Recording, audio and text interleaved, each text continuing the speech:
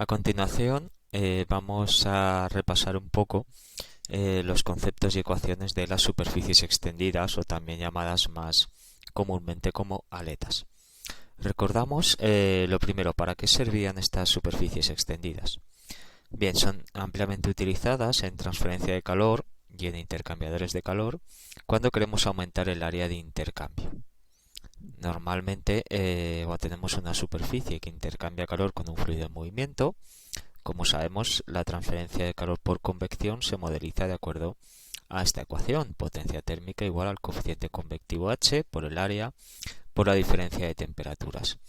En los casos que este coeficiente convectivo H es bajo, tiene un valor bajo, pues hace que la transferencia de calor sea pequeña, si ese valor es bajo. Entonces, para compensar este bajo coeficiente de transferencia de calor, como suele ocurrir, por ejemplo, con gases, con fluidos que van a un número de Reynolds muy bajo o velocidades muy bajas, una alternativa, pues obviamente sin modificar la diferencia de temperaturas, pues es aumentar el área de intercambio. Eso es lo que buscan las superficies extendidas: aumentar el área de transferencia de calor. De esa manera aumentamos la potencia térmica intercambiada. Aumentar el coeficiente convectivo H no siempre es fácil, ya que si estamos disipando calor al aire o a un gas, pues tiene baja conductividad térmica. Una opción es irnos a intercambiador a una refrigeración líquida con agua, pero en el caso de intercambiadores de calor, pues no podemos elegir el fluido. Son los dos fluidos que tenemos y tenemos que trabajar con ellos. No es lo mismo, por ejemplo, si queremos construir un sistema de disipación de calor en un ordenador de sobremesa, pues a lo mejor sí se puede optar por una refrigeración líquida, si tenemos el espacio y las posibilidades de ubicarlo. Pero en los intercambiadores de calor, donde tenemos los fluidos fijados, pues si tengo un fluido que tiene un coeficiente de intercambio bajo y queremos mejorar la disipación de calor, no nos queda más remedio que aumentar el área de intercambio. Entonces, que nos quede claro que las superficies extendidas o aletas lo que hacen es aumentar el área de transferencia de calor.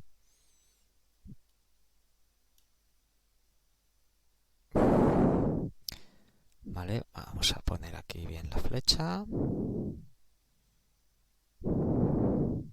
Ahí está. Aumentan el área de intercambio. Ejemplos de superficies extendidas. Ahí vemos un intercambiador compacto. Este es un condensador o un evaporador, por donde el fluido que cambia de fase va por el interior de los tubos y por el exterior colocamos soldadas esas superficies extendidas, aletas en este caso rectangulares. Aquí vemos el ejemplo de un intercambiador de doble tubo, que será el primer tema que estudiemos un poco más adelante, donde veremos cómo en el tubo interior se suelen colocar este tipo de aletas. ¿De acuerdo? Son aletas rectas a lo largo de toda la longitud del tubo. Aletas rectas de sección rectangular. ¿Recordamos las expresiones que utilizábamos para calcular transferencia de calor con aletas? Definíamos la eficiencia de una aleta. De acuerdo a esta expresión, como la potencia térmica disipada por la aleta, Q punto sub A, dividido por la máxima teórica. Esa máxima teórica que puede llegar a disipar se obtiene cuando toda la longitud de la aleta está a la diferencia de temperaturas máxima, que es T sub B, que es la temperatura que tengo en la base, que es la temperatura más alta, menos T infinito, que es la temperatura del ambiente, que es la temperatura más baja. Por lo tanto, la potencia máxima que puede llegar a disipar una aleta es esta expresión.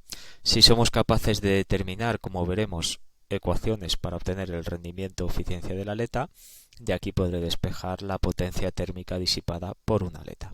Es como habitualmente vamos a resolver los problemas donde en intercambiadores de calor nos aparezcan algunas superficies extendidas o aletas. A partir de esta potencia máxima, que podremos calcularla, y del rendimiento o eficiencia de la aleta. ¿Cuánto vale ese rendimiento o eficiencia de la aleta? Pues vamos a ver diferentes casos. Primero, para aletas rectas de sección constante en estado estacionario. Recuerdo que sección constante me indica que esta sección perpendicular a la dirección principal del flujo de calor que entra por la base, no depende de la posición X. ¿De acuerdo? Esta sería la coordenada X. La sección transversal es siempre la misma. Para calcular el rendimiento o eficiencia de este tipo de aletas, definimos el parámetro m minúscula como la raíz cuadrada del perímetro por el coeficiente convectivo h dividido por la conductividad térmica de la aleta y por el área transversal A sub t, que sería este área que permanece constante. A continuación vamos a ver las expresiones para aletas con extremo adiabático, que no será el caso habitual en intercambiadores de calor, pero es una ecuación sencilla muy utilizada como vimos en termodinámica. Bien, para este tipo de aletas, el perfil de temperaturas a lo largo de la posición X vale esta expresión, el flujo de calor a través de la aleta Q punto sub a esta, y el rendimiento o eficiencia de la aleta, que es lo que andábamos buscando, es esta expresión que tenemos aquí abajo. ¿Vale? Sencilla, que depende del parámetro dimensional m por L. De acuerdo, m tiene unidades de longitud a la menos 1 y L es, como vemos en el esquema de aquí arriba, la longitud de la aleta. Pero normalmente en intercambiadores de calor va a ser raro encontrarnos con un extremo adiabático como condición de contorno. Lo habitual es que el extremo esté libre y también se disipe calor por convección desde ese extremo. Para este caso, el parámetro m se define exactamente igual, pero las expresiones que se obtienen para el perfil de temperaturas, flujo de calor y la eficiencia de la aleta pues son un poquito más grandes, pero dependen igualmente del parámetro adimensional m por L y en este caso también de la relación entre el área transversal y el perímetro por la longitud. Área transversal por el área perimétrica de la aleta.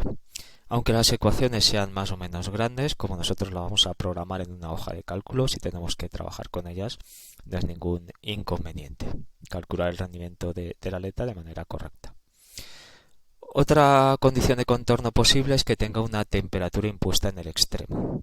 Esto puede darse, por ejemplo, cuando sobre esa superficie tenga un cambio de fase, tenga un evaporador o un condensador. En estos casos el perfil de temperaturas corresponde a esa expresión, mientras que el flujo de calor disipado por la aleta tiene dos expresiones diferentes.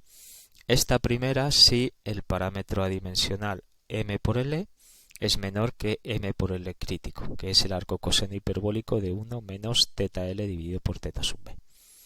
Si es mayor que ese valor límite, la expresión a utilizar es la que tenemos más abajo. Dado que hay dos expresiones para la potencia térmica disipada por la aleta, pues también tenemos dos expresiones para el rendimiento o eficiencia de la aleta en función de que el parámetro adimensional m por L sea mayor o menor que m por L asterisco que tenemos ahí definido. Expresiones, repito, que podríamos utilizar para el caso de que tengamos un cambio de fase sobre la superficie de la aleta. También está la posibilidad de la simplificación de aleta infinita, que estas expresiones se obtienen con cualquiera de las ecuaciones que hemos visto anteriormente, haciendo el límite cuando la longitud de la aleta tiende a infinito. En este caso se obtienen unas expresiones muy sencillas para el perfil de temperaturas, para el flujo de calor y para la eficiencia de la aleta. Pero simplificaciones que hay que utilizar con precaución porque pueden dar lugar a errores bastante grandes. A no ser que me digan en el enunciado del ejercicio que las aletas se pueden considerar a efectos de cálculo del rendimiento como una aleta infinita, pues no utilizaremos estas expresiones. Esto normalmente se hace para, sobre todo cuando hacemos cálculos a mano, no utilizar las expresiones muy largas que aparecen en algunos casos para el rendimiento de la aleta y utilizar estas ecuaciones más sencillas. Pero como nosotros normalmente vamos a programar todo en una hoja de cálculo, pues no hay problema porque no vamos a hacer los cálculos a mano. Todas las expresiones que hemos visto anteriormente son para aletas de sección constante, ¿vale? Que el área no varía con la posición X a lo largo de la longitud de la aleta. Pero puede haber aletas cuya sección transversal vaya variando con la longitud de la aleta, sean de sección variable. En este caso, donde el área transversal depende de la posición X, también tenemos soluciones para el rendimiento eficiencia de este tipo de aletas. Lo que pasa es que muchas de ellas vienen expresadas en función de las funciones de Bessel, que son unos sumatorios infinitos. A continuación vamos a ver la representación gráfica y las expresiones de algunas de este tipo de aletas donde en las ecuaciones I sub n es la función de Bessel modificada de primera especie de orden n y K sub n la función de Bessel modificada de segunda especie de orden n. Y vemos, por ejemplo, esta ecuación para aletas rectas de base rectangular y perfil triangular. Normalmente en termodinámica, como hacíamos los cálculos a mano, lo que hacíamos es utilizar esta gráfica. Calculábamos m por L, entramos en la curva y sacamos el rendimiento de eficiencia de la aleta, donde m aparece aquí definido, la longitud de la aleta también, y el área de la aleta también tenemos la expresión. Ahora, cuando hagamos los cálculos con MATCAD, pues utilizaremos la ecuación que tengo arriba. No es ningún problema. Esta ecuación la podemos meter directamente en MATCAD, que tiene ya programadas las funciones de Bessel, y nos da el valor exacto sin necesidad de utilizar ningún cálculo gráfico, que siempre va a ser más impreciso. Tenemos aletas de base rectangular y perfil triangular como esta, o de perfil parabólico, cuya solución es la que tenemos aquí, y de base circular y perfil triangular, que sería un cono, ahí tenemos la gráfica y la ecuación de abajo, o perfil también parabólico. También recordar que teníamos otro tipo de aletas un poco particulares, que son las aletas anulares, que son las que aparecen alrededor del cilindro, y que su rendimiento no solo depende de m por L, sino también del cociente de radios, R2 dividido por R1. Tenemos diferentes curvas variando ese cociente de radios R2 dividido por R1. Y la solución de esas curvas pues las tenemos abajo la expresión para poder calcular el rendimiento de la aleta. ¿De acuerdo? Bueno, en función del tipo de intercambiador y del tipo de aleta que tengamos, pues vemos que tenemos diferentes expresiones que podemos programar en MATCAD para poder calcular el rendimiento o eficiencia de cualquier tipo de aleta, sin necesidad de hacer ningún cálculo gráfico. Bien, cuando tenemos una aleta en estado estacionario, ya sabemos calcular el rendimiento o eficiencia de la aleta con cualquiera de las expresiones anteriores. Recordamos que para el caso de una aleta, la potencia de la aleta, que ya hemos visto que se calcula así, lo puede expresar en forma de resistencia. De tal manera que para el caso de una aleta aislada, pues la expresión de la resistencia es la inversa del rendimiento por el coeficiente convectivo H por el área de la aleta. Esta expresión es para una única aleta, pero lo normal es que en un intercambiador de calor y en general en cualquier sistema no tengamos solo una aleta, sino que tengamos muchas aletas. Entonces, para el caso de una superficie aleteada, con n sub a aletas, eso sí, suponemos que todas son iguales y todas trabajan con el mismo coeficiente convectivo H, el flujo de calor es la suma de la potencia disipada por cada una de las n sub aletas. Esta sería la potencia disipada por una aleta multiplicada por el número de aletas, más Q punto sub B es la potencia disipada por la base libre de aletas. Es decir, en el hueco que tenemos ahí entre aleta y aleta hay una superficie que no es aleta, pero por la cual también se está disipando calor. En esa ecuación, operando un poquito y sacando factor común H por el área total por la temperatura de la base menos T infinito, me queda esa expresión. Donde sacamos factor común este término porque esto representa la potencia máxima teórica que puede llegar a disipar toda esa superficie. Coeficiente convectivo por el área total. El área total es toda el área de toda la superficie. Número de aletas por el área de la aleta más el área de la base libre de aletas. Eso es toda el área, toda la superficie a la diferencia de temperaturas máxima, T sub B menos T infinito. Potencia máxima que podría llegar a disipar esa superficie. Q punto dividido por Q máximo sería esta expresión que queda entre corchetes. Y a eso lo llamamos rendimiento o eficiencia global de la superficie aleteada, que depende del rendimiento de una aleta aislada que hemos visto antes y también depende de las áreas, el área de la aleta y el área total. ¿De acuerdo? Cogemos de nuevo el color rojo. Ahí, el rendimiento de la aleta y depende de A sub A, es el área de una aleta, y el área total tenemos aquí arriba la expresión indicada. De ahí puedo expresarlo en forma de resistencia de una superficie aleteada, inversa del rendimiento global de la superficie aleteada por el coeficiente convectivo H por el área total de toda la superficie. Entonces, en un intercambiador de calor, cuando en una de las superficies coloquemos aletas, pues habrá que la resistencia de convección normal, eliminarla e introducir esta resistencia global de la superficie aleteada. Este mismo razonamiento que hemos visto aquí para obtener la resistencia también se puede obtener a partir de los circuitos térmicos que también veíamos en termodinámica, donde en este caso tengo n sub a aletas, cada una con su resistencia, y la resistencia de la base libre de aletas, que es la de abajo.